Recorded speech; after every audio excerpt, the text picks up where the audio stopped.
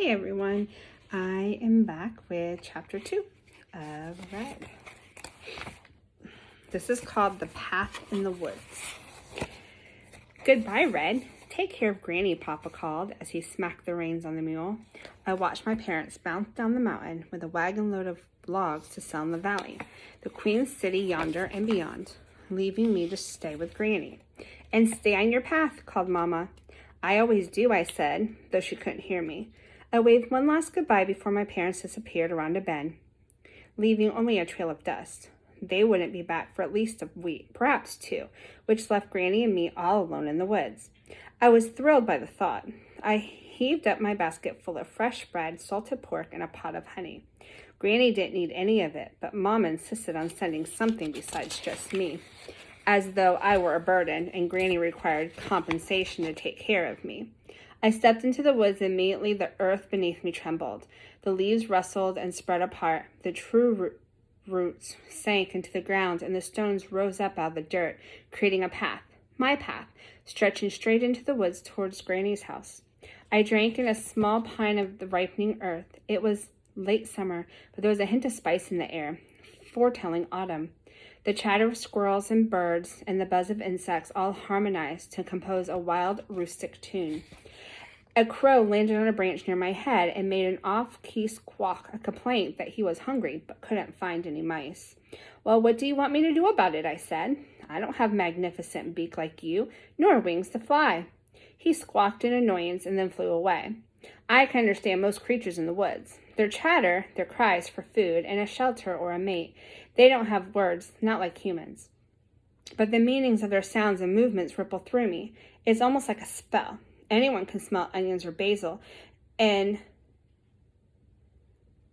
know exactly what it is without words or sight. That's how it feels when animals speak. They make a sound and you know what it means. Granny says it's part of my magic. I say it's just proof of my beastly nature. I came to the tree that marked the way to my honey hive. It leaned so slightly to the left as if it was pointing that way. But today I passed by it. Granny was waiting and I was eager to see her. I switched my cumbersome basket to the other arm and left walking. I listened to the quarreling squirrels, the busy birds, and the munching rabbits until suddenly everything became quiet. A fawn leaped between the trees and galloped away. A flock of quail erupted from the bush and scattered in fear, and I stopped. To my right, a shadow moved, something big and powerful. I couldn't see it, but I could feel it. I stopped and listened. Something shifted on my left, and then the creature emerged through the trees, just a few feet from my path. He dipped his head and acknowledged me. Hello, Wolf, I said. Come to steal a pig? I had seen this a lot lately. He was big and black and strangely all alone. Last week, one of Granny's pigs went missing, and I suspected it was the wolf who had taken it. He stepped closer, his big paw on the edge of my path. The wolf looked up at me with big green eyes. He whined a little, like a pitiful pup. Come, he said. He wanted me to go with him onto my path. Do I look like a fool to you? I said. You have very big teeth, too big for my path. The wolf whined a little more. I almost felt sorry for him. You're a wily one, aren't you? I said. I pulled out a chunk of salted pork and tossed it. The wolf caught the meat between his jaws and devoured it. Well, what do you say? The wolf did not thank me. He never did, though I'd given him plenty of food in the past, offerings meant to keep him away from Granny's pigs and chickens. The wolf whined again, pawing at the edge of my path. Come. That was all he ever said. Come. He pleaded for me to go with him on my path, or for me to leave my path and follow him. I wouldn't, of course, but part of me did wonder what would it be like to run through the woods with a wolf.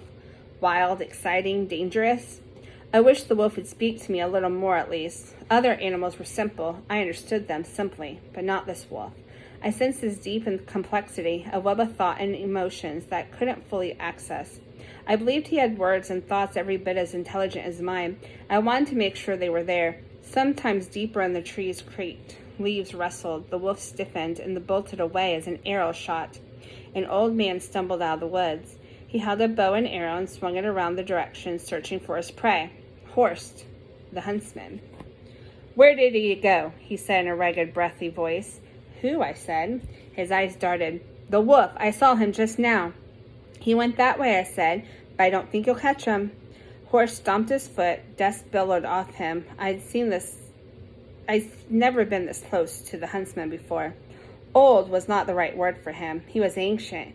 His skin was ashened, his beard long and grizzled. He had covered his head to foot with skins and furs of all the beasts of the woods, relics of his earlier days as strong and able huntsman, though I doubted he'd catch much of a rabbit now. I'll catch him, he said. I'll catch him like I caught all the others. Got to use your brains, see? He pointed to his head. Have to be patient. That wolf's a wily beast, full of tricks, but old Horse knows a thing or two. Horse lowered his bow and looked at me. He started as though seeing me for the first time.